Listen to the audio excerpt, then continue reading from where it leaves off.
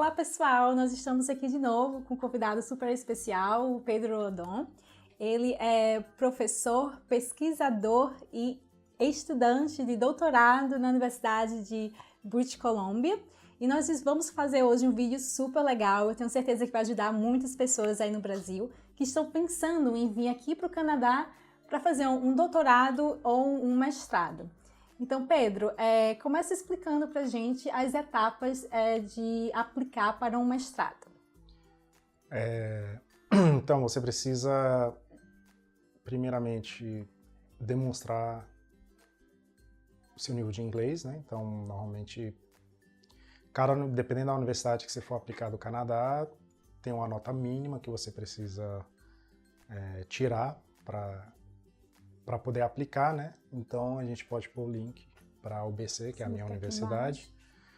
E tem vários tipos de provas, né? O mais conhecido é o TOEFL, mas existe o IELTS e existem outras provas também. E no link tem dizendo quais são as provas que você pode fazer e qual o mínimo que você precisa tirar para mostrar a sua proficiência em inglês, né?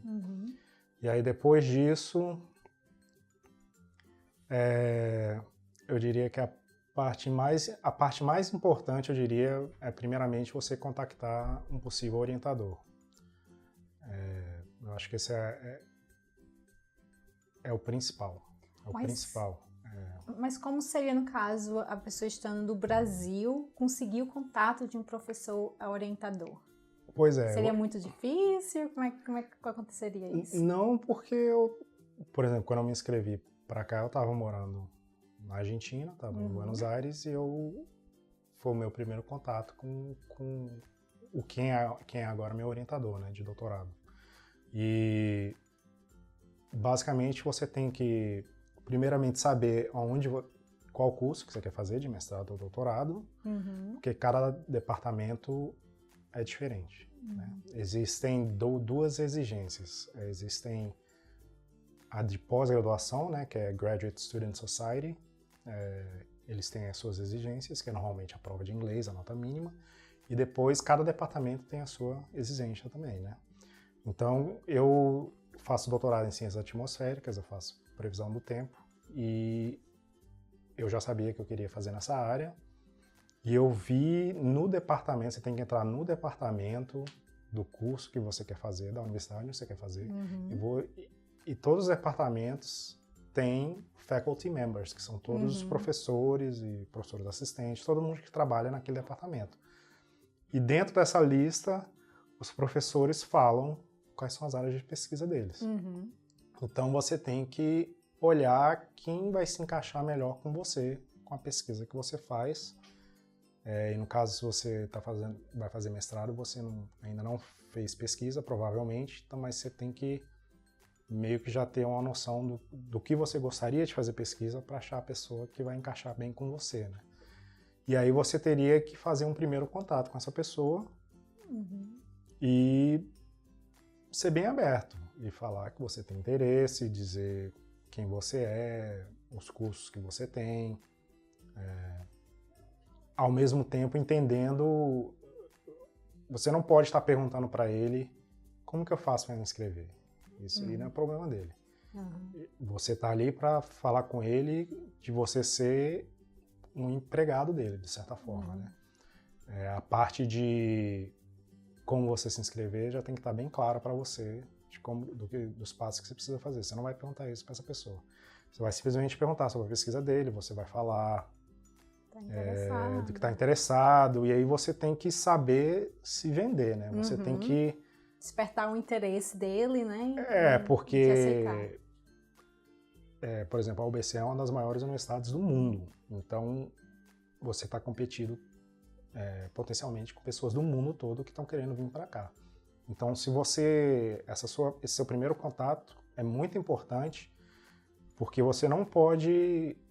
Você tem que se valorizar. Você tem que se valorizar, você tem que falar que leu os artigos dele, você tem que ler os artigos dessa pessoa, você tem que fazer perguntas, você tem que falar o que você quer pesquisar para mostrar interesse, para ele falar, essa pessoa está interessada. Essa pessoa pode ser um aluno. E é assim que eu diria que é o primeiro contato, porque você tendo, por exemplo, no meu caso, antes de eu me inscrever na universidade, meu orientador já falou que me queria. E isso faz toda a diferença. Faz toda a diferença. Como foi que você conseguiu isso? Eu li sobre orientador. Você tem que pesquisar sobre a pessoa que vai ser seu futuro orientador. Você tem que ler a biografia dele, ver se ele tem livros escritos, se ele tem artigos escritos, se ele participou de congressos. Então, assim, o meu orientador, eu li os artigos dele, alguns artigos dele, eu li sobre a pesquisa dele, o que ele faz. E eu já, nesse primeiro contato, eu já deixei bem claro que eu sabia exatamente o que ele fazia. E então você tem que deixar bem claro que você conhece a pessoa, que você está interessado, e você tem que dizer por que você está interessado. Né? Por que você está interessado e se vender. Mostrar que está interessado, por que você está interessado e por que ele deveria ter você como aluno. Né? E foi assim que eu consegui que meu orientador tivesse interesse em mim. Entendi. E aí, quando você falou que, no caso, para achar o orientador, você entraria, no caso, no site, né? Teria a lista de todos os professores do departamento. Então, como é que a gente vai saber quais são os professores que estão aceitando alunos? Isso aí é um problema que você tem que perguntar para o professor. Você não vai saber pelo site. Então, tem muitos professores que vão falar, você parece ter um bom currículo, porque você tem que, naquele primeiro contato, você tem que meio que falar, né? Sobre você. Sobre você, falar um pouco, não muito. Você também não quer escrever um e-mail gigante que ninguém vai ler. Né? Então, assim, você não pode ter medo de mandar e-mail, porque eles estão esperando isso. É normal de você ser professor, você receber e-mails de alunos do mundo todo. Então, assim, você não vai estar atrapalhando ele ou incomodando ele. Ele meio que espera, assim. Isso, é assim que eles conhecem os alunos, né? Muitos alunos. Então ele vai, dependendo de como for essa conversa, depende de muitas coisas.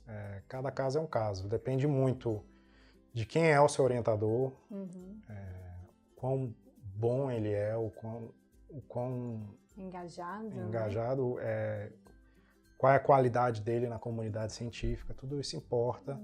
Se ele vai ter bolsa ou não, né? Como é que a gente saberia, então, se ele teria bolsas a oferecer? Teria como a gente saber já a priori ou não? Isso aí vai ser na conversa de e-mail com ele mostrando interesse em você, né? Porque tem o que acontece, às vezes até seu orientador é um expert, mas às vezes a área de pesquisa dele não atrai muitas bolsas, né? Por exemplo, eu sou da área de ciências atmosféricas, o meu orientador tem, de certa forma, recebe muito dinheiro porque a gente faz a previsão do tempo para a companhia de eletricidade daqui da província. Então, o nosso trabalho é super importante, né? Porque a nossa pesquisa influencia a população inteira da província. Sim.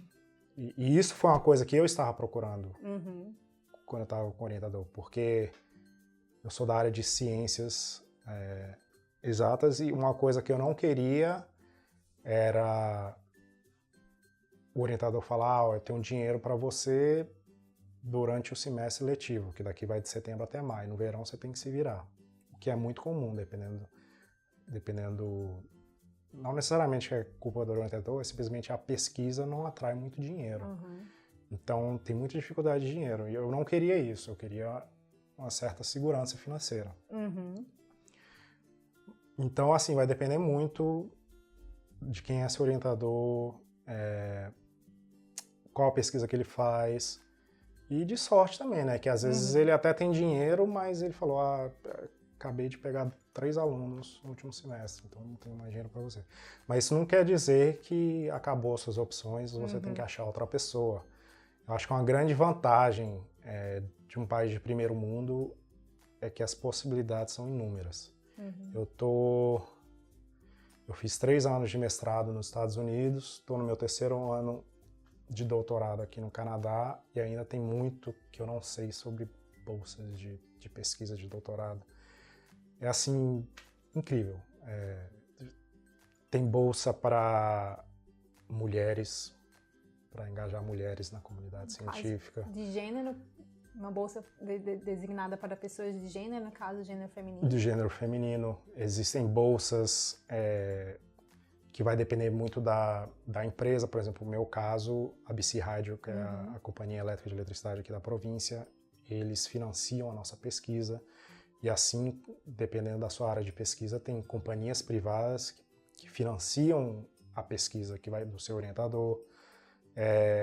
Tem bolsas relacionadas a mudanças climáticas, existem muitas bolsas que as pessoas dão. Se você está fazendo pesquisa relacionada a mudanças climáticas, você pode se inscrever para tal tipo de bolsa. E a gente pode colocar o link também de alguns tipos de bolsas que tem, mais conhecidas, por exemplo, a UBC, mas o número de bolsas é enorme. Como eu disse, eu estou há anos na área e parece que toda semana eu descubro uma bolsa nova que existe que eu nunca tinha ouvido falar. Então... E como é que, no caso, uma pessoa estando do Brasil poderia vislumbrar essas possibilidades de bolsa? No caso, seria fazendo essas pesquisas na internet ou teria já algum site que, no caso, ajudaria nessa pesquisa? Pois é, nos sites da universidade, a gente vai colocar o link, falam de muitas bolsas, as bolsas mais conhecidas. E tem inúmeras, são inúmeras as bolsas. Algumas bolsas a gente não pode aplicar, por exemplo, eu sou homem, tem bolsa que é só para gênero feminino, então não posso aplicar. Ou então tem bolsas que são para certas áreas específicas de pesquisa, que não entram para mim. E tem bolsas que são só para canadenses, que não pode ser para estrangeiro. Então você pesquisar. Essas bolsas que são colocadas nos links da universidade é só um primeiro passo, não são todas as bolsas, existem muito mais bolsas. E você vai aprender isso fazendo pesquisa, entrando no site do governo. Às vezes você descobre muito de bolsas de outras universidades, às vezes você quer vir para a University of British Columbia, mas às vezes se você entrar no site da McGill University em Montreal, por exemplo, eles vão ter outras informações sobre outras bolsas. E assim você vai aprendendo. Mas assim, nunca... Eu diria que não acho que acabou porque naquele primeiro contato o cara falou que eu não tenho bolsa, existem outras formas. Existe, por exemplo, meu orientador,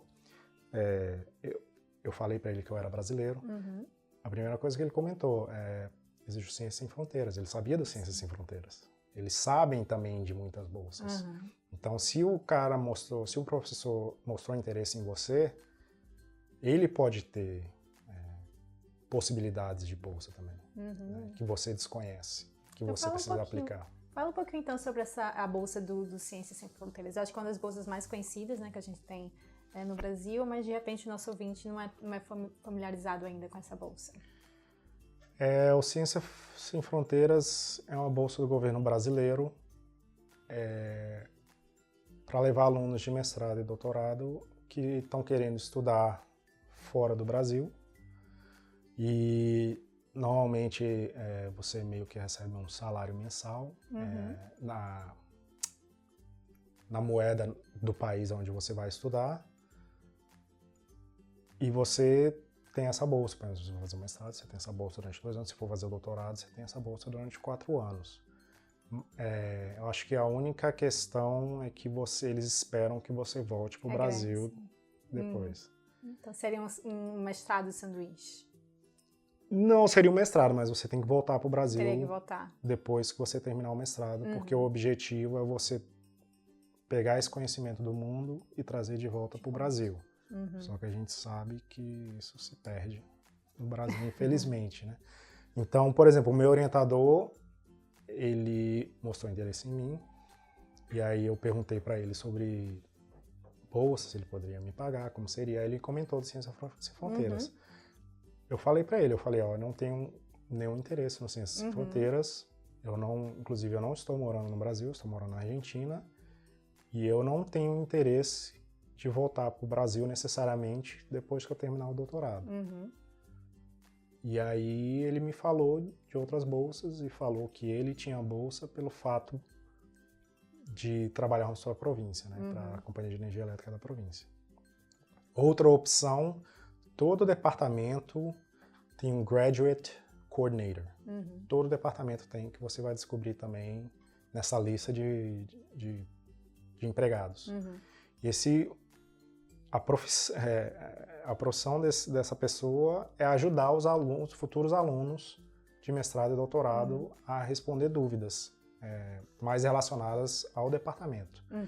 Então essa pessoa também, você tem que descobrir quem ela é no departamento que você vai estar querendo aplicar, na universidade você está querendo aplicar, e você pode perguntar para ela você tem alguma ideia de bolsas, e essa pessoa pode te passar um outro site. Então, assim, são inúmeras opções. Eu imagino que no YouTube também deve ter muitos vídeos de pessoas falando sobre isso, né? Sobre diferentes tipos de bolsas. Realmente é impressionante o número de bolsas. Assim, você não acredita nas coisas que existem, nas possibilidades de bolsa. São muitas as possibilidades. Então, isso que bom saber, então, não perca as esperanças, apenas continue, então, entrando em contato, né, com os professores e também pesquisando, né, as possibilidades de bolsa. Então, já que a gente já está falando um pouquinho sobre bolsa, me conta um pouquinho, no caso específico, né, no seu caso, se seria possível se sustentar com o valor que vocês recebem da bolsa. O seu caso é um pouco especial, você falou que a sua área de pesquisa é bem especializada. Então, assim, você teria conhecimento também das outras áreas? Se, normalmente, né, os estudantes que vêm aqui com bolsa, eles conseguem se sustentar apenas com o valor da bolsa? Isso aí depende muito da sua qualidade de vida. Porque, assim, de uma forma geral, todo mundo que vem morar aqui para fazer mestrado ou doutorado, você arruma um colega de quarto, né? Um roommate. Justamente porque Vancouver é uma cidade muito cara, Vancouver é conhecida como uma cidade muito cara no mundo, e aluguel é muito alto. Então, você alugar um apartamento só para você como aluno, pouco provável que você consiga se manter. Por outro lado, é normal você achar roommates para você dividir o aluguel, né? Justamente, cada um pega um quarto e você divide o aluguel. Eu moro no campus, porque no campus é mais barato de qualquer outro lugar da cidade. E como eu sou aluno de doutorado, existe uma parte do campus que é somente para alunos de mestrado, doutorado, ou pós-doutorandos, ou professores. E o quão difícil é, então, para conseguir a residência na universidade? É muito concorrido? É bastante concorrido. Você tem que colocar seu nome na lista antes de se inscrever. Então, se você está pensando em vir, por exemplo, para o próximo setembro, já coloca seu nome já. Setembro do próximo ano? Do próximo ano. Já coloque seu nome. Eu diria uns 8 a 10 meses de espera. Mesmo que você ainda não sabe sequer se você vai ser aceito na universidade, coloque seu nome. Se há uma possibilidade de você vir no próximo ano, então, né, você está planejando isso, coloca o seu nome, só para garantir, né, então. E aí depois, se der tudo certo, você vem. Então, qual seria a melhor época para entrar em contato com um professor? Seria no verão, no inverno? Quando é que começaria o ano letivo? O ano letivo, de uma forma geral, no Canadá inteiro, começa em setembro. Setembro é o início das aulas, então o ano letivo é diferente do ano de janeiro a dezembro, que a gente conhece.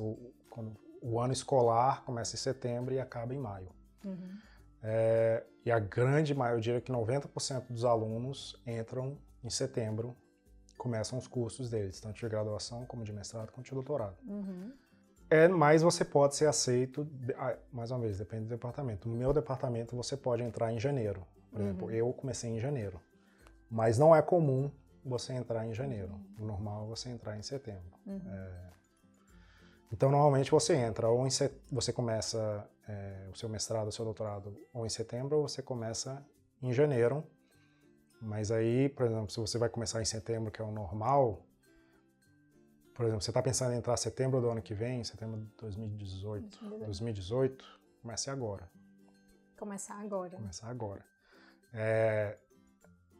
Tem que contactar os professores para ver quem seria um possível orientador.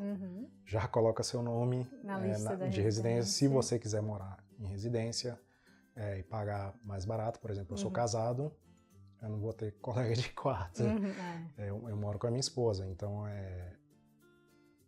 a gente optou por morar na residência. E demorou mais ou menos... Foram 8 ou 10 meses para eu ser chamado para morar no campus. E para mim, vale muito a pena. O campus é lindo. É lindo. Assim, o apartamento é diferente das universidades do Brasil. É diferente, porque a gente sabe que as universidades, residência em universidades do Brasil normalmente são universidades públicas, e a gente sabe que as universidades públicas não têm muito dinheiro do governo. Então, eu já vi, quando eu fazia bacharel no Brasil, eu conheci amigos que moravam nas residências da universidade. E é diferente, né? Você vê que assim, não tem muito investimento, não sobra muito dinheiro para manter as residências, né? Aqui não, as residências são de qualidade, os apartamentos são de qualidade. Então, assim, vale a pena demais. Vale a pena demais se você não se incomodar de morar no campus. Que tem muitos alunos que pensam que assim, eu não quero ficar no campus o dia todo. Eu prefiro morar em outro lugar, às vezes quero morar no centro. Tudo bem, então se você quer morar no centro, é mais caro, você vai ter que arrumar um roommate. Né?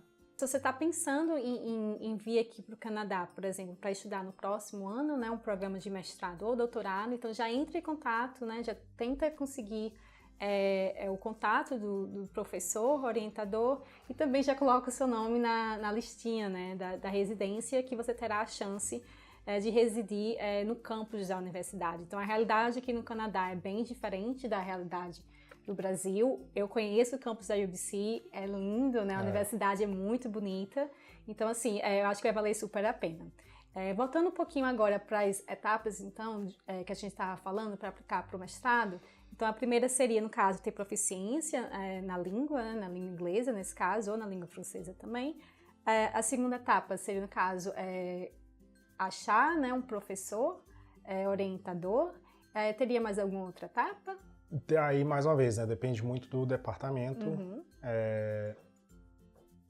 Se eu não me engano, são 3 coisas. Eles vão te pedir o seu histórico escolar, quando você já estiver na etapa de inscrição. Vão pedir seu histórico escolar, você tem que fazer tradução juramentada do seu histórico. Você não pode enviar direto para a universidade, tem que ser a sua universidade vai ter que mandar para a universidade aqui, tem que ser o próprio histórico e o seu diploma em português mesmo. Tem que ser mandados oficiais pela universidade. Se você mandar você mesmo, não é considerado oficial. E ao mesmo tempo você vai fazer a tradução juramentada e essa assim você pode enviar para a universidade.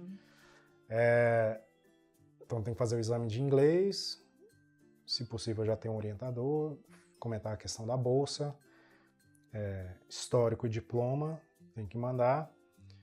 E dependendo do departamento, dependendo do curso que você está fazendo, pode ser que eles peçam para você fazer o GRE, que é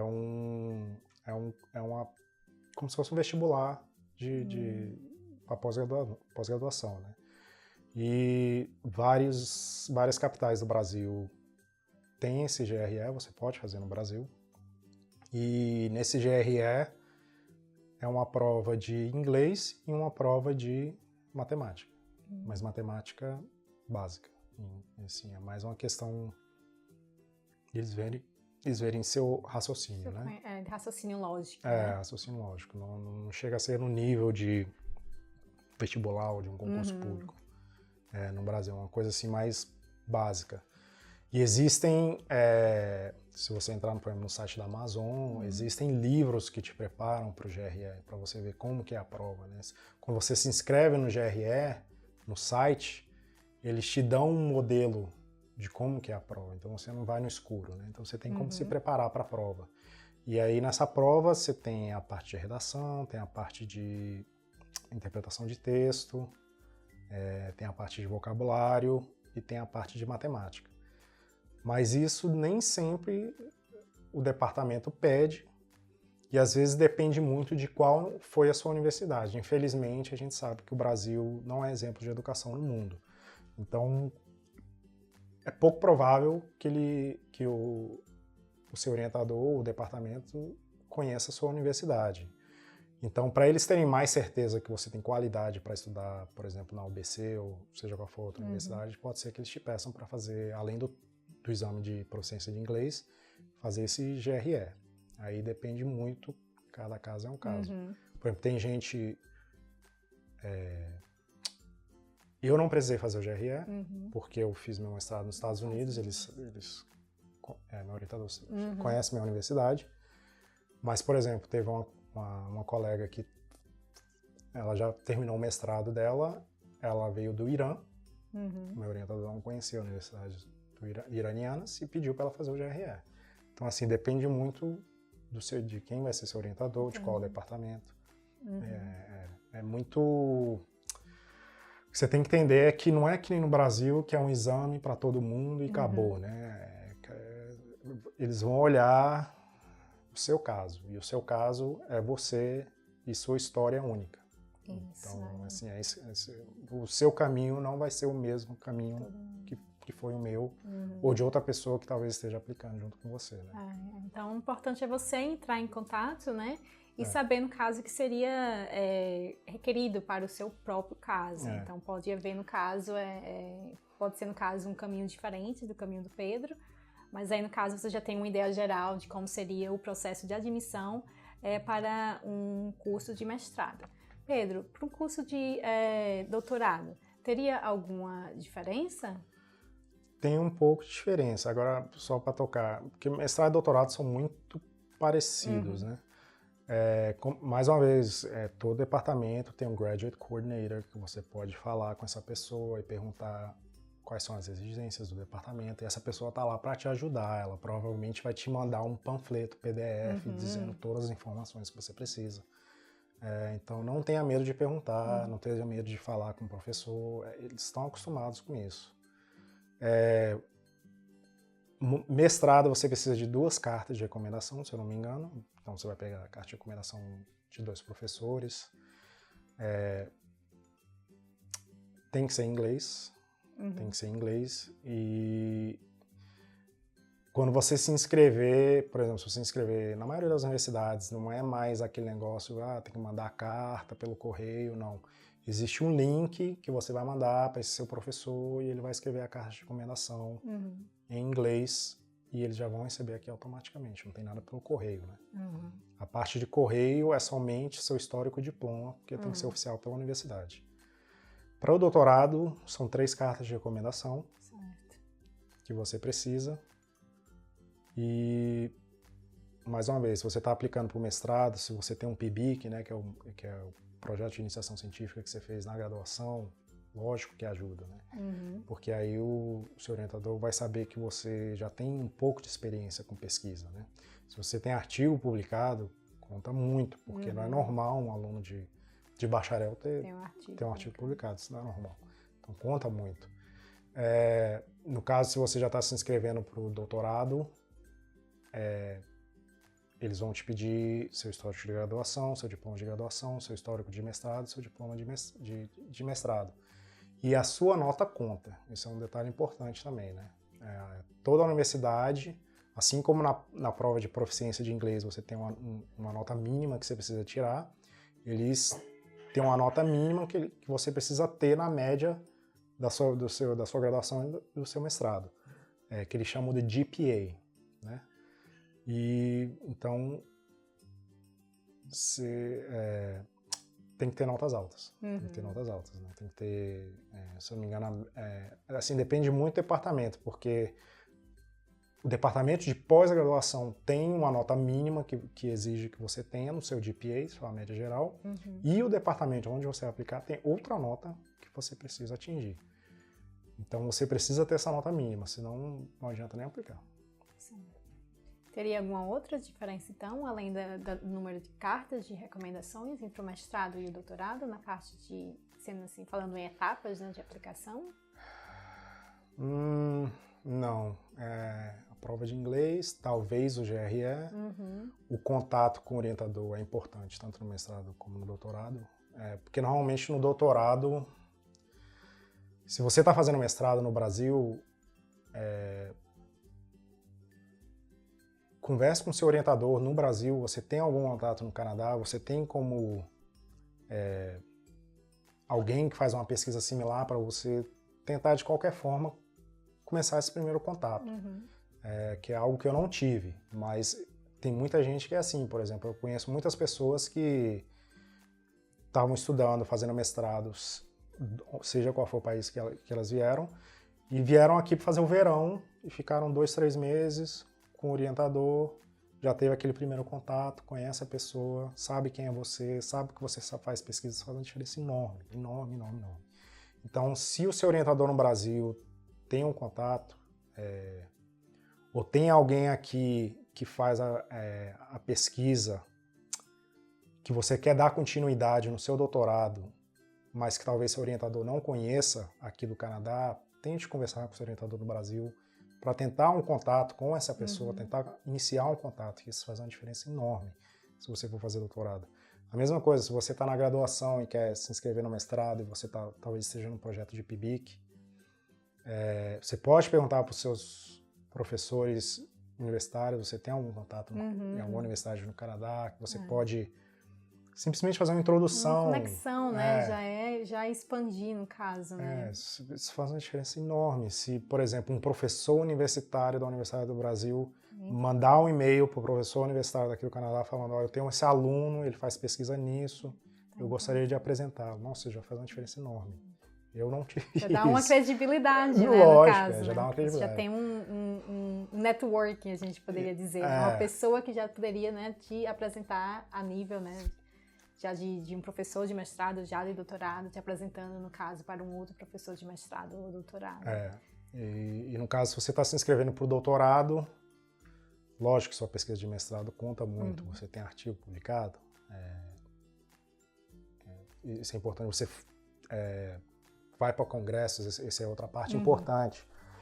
Se você está no mestrado e você quer vir para o Canadá, você sabe que você quer vir para o Canadá, vai ter alguma conferência na sua área aqui no Canadá, a pessoa que você quer que seja seu orientador aqui vai para algum congresso, a um lugar onde você possa ir lá para conhecê-lo, sabe? Esses detalhes assim que você não para pensar são super importantes. Podem fazer a diferença. Podem fazer toda a diferença. Então, de repente você está no mestrado e você tem a possibilidade de ir para um congresso no seu mestrado todo, porque é o dinheiro que você tem, a verba que você tem. Pense bem qual vai ser o seu lugar, já vai pensando lá na frente. Planejamento é tudo. Isso. Planejamento é tudo. Então, se você já sabe que você veio no Canadá, você já sabe quem são as pessoas que seriam seus ideais orientadores, eles estão indo para um congresso na América do Sul, você tem como ir, estão indo para um congresso talvez em Miami, você consiga uma passagem barata para ir para Miami. Às vezes você nem vai apresentar no congresso, mas só se você conseguir ir lá, ver a apresentação dele, fazer uma perguntar se você pode falar com ele um pouquinho depois da apresentação dele, isso faz uma diferença enorme. Então tá aí, o Pedro compartilhou dicas super valiosas, né, com a gente. Pedro, me fala um pouquinho mais então sobre a sua área de pesquisa. O que é que você está pesquisando e qual é a sua experiência, né, de fazer um doutorado aqui no Canadá? Você já fez um mestrado nos Estados Unidos também.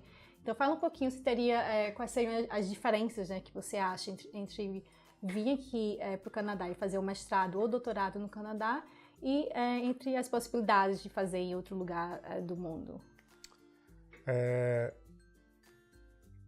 Eu, quando decidi fazer doutorado, eu queria algo que fosse útil para mim no meu mercado de trabalho, depois que eu terminar meu doutorado. Então, por exemplo, a minha pesquisa é com a Companhia de Eletricidade da província, é algo extremamente aplicável, né?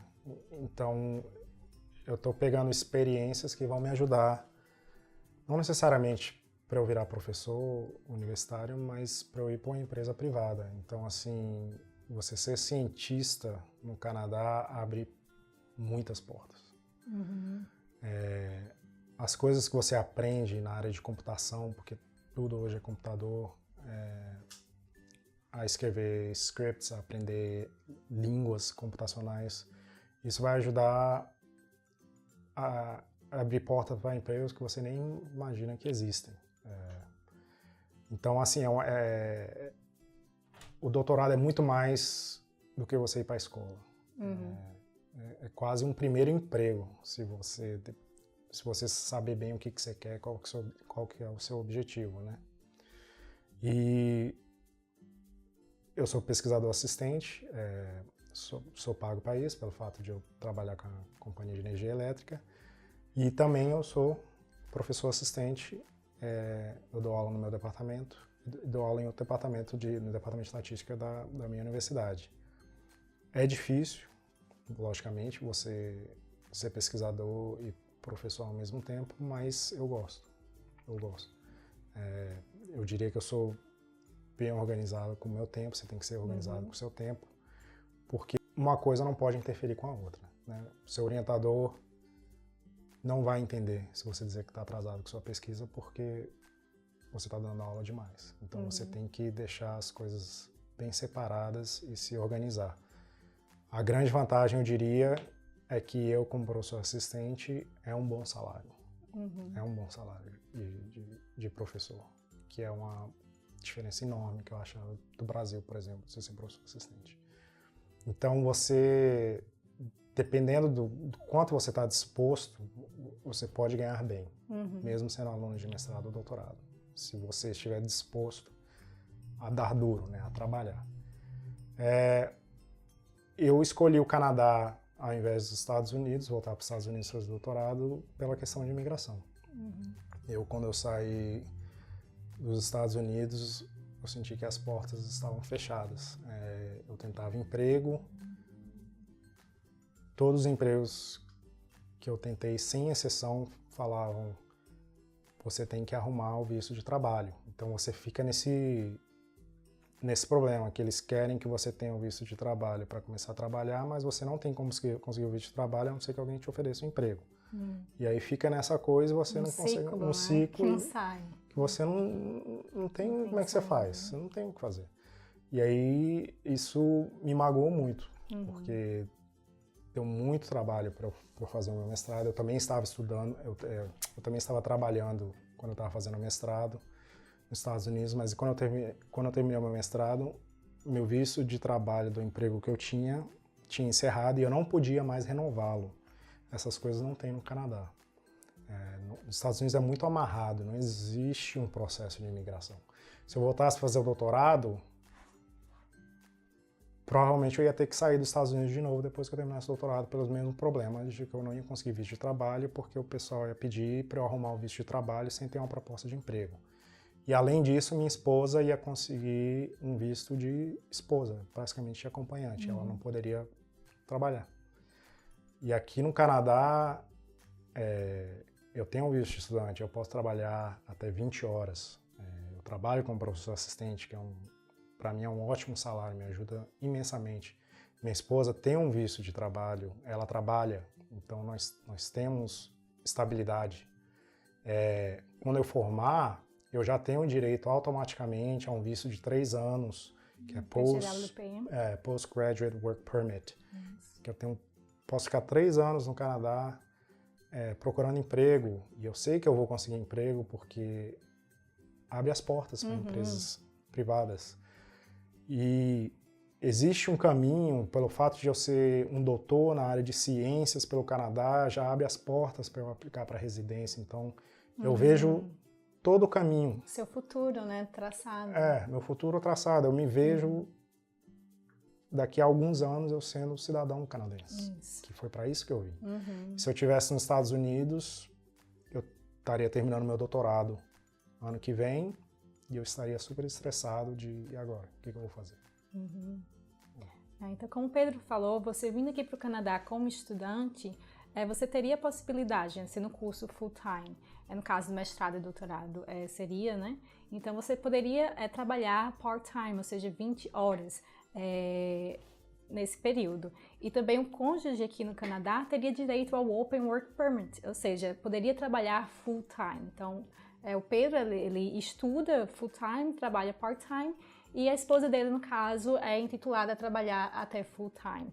E quando ele concluir o curso dele de doutorado, pela província aqui de British Columbia, é bem facilitado, né? O pathway que o governo canadense trilha para as pessoas que vêm fazer mestrado e doutorado aqui no Canadá, especialmente nas províncias de British Columbia e Ontário, é bem legal. Então, foi uma coisa bem pensada, né? Eles querem atrair essas pessoas altamente qualificadas, que vão ter, né, um grau de educação bem elevado e que vão contribuir para a sociedade canadense. Então, assim, Pedro, foi ótimo te ter mais uma vez.